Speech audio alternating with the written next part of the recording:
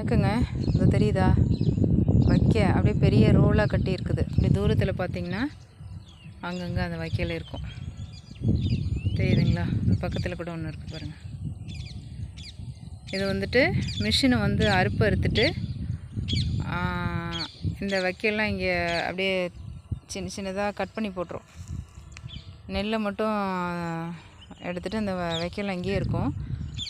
இந்த வைக்கல் வந்துட்டு இதுக்கு தனியாக மிஷின் வந்து கட்டிட்டு போயிடும். முன்னெல்லாம் வந்து ஒரு நேரத்தில் வந்து அறுப்பு அறுத்துருவாங்க.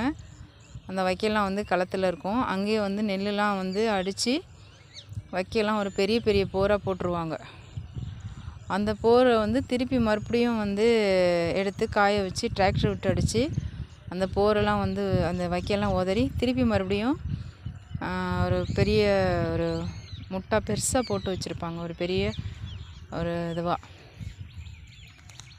இப்போ வந்து அது வந்து அப்படியே இருக்கும். ரொம்ப நாள் கொஞ்ச நாளைக்கு இருக்கும். அதுக்கப்புறமா வந்து அந்த வைக்கோலை கால்நடைகளுக்கு வந்து வாங்கிட்டு போவாங்க. இப்போ அந்த முறையெல்லாம் மாறி போயிடுச்சுங்க. மிஷின் வச்சு நெல்லை அறுத்துடுறாங்க. அதுக்கப்புறம் இந்த வைக்கல் வந்து இந்த வயல்லே இருக்குது. இப்போ இந்த பங்கில் பார்த்திங்கன்னா உளுந்து தெளிச்சிருக்குது. வரப்புலையெல்லாம் உளுந்து இருக்குது பாருங்கள். உளுந்து தெளித்து கொஞ்சம் வளர்ந்துருச்சு. இது வந்துட்டு வெளியூரில் வந்து இந்த இதெல்லாம் ஏற்றிட்டு போயிடுவாங்க. இதெல்லாம் நகர்த்தவே முடியாது, அவ்வளோ வெயிட்டாக இருக்கும், செம்ம பெருசாக இருக்கும்.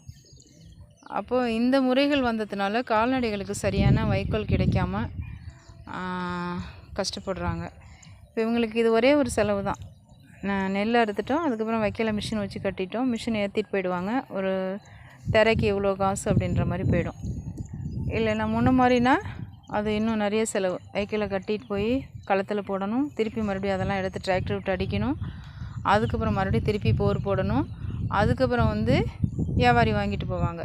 நெல்லை அறுத்த அந்த வைக்கலை வந்துட்டு மாடுகளுக்கு வாங்கிட்டு போவாங்க. இப்போ வேலை ஈஸியாக முடியுது, ஆனால் மாடுகளுக்கு வந்துட்டு அந்த வைக்கோல் அவ்வளோவா கிடைக்கிறதில்ல. நன்றி.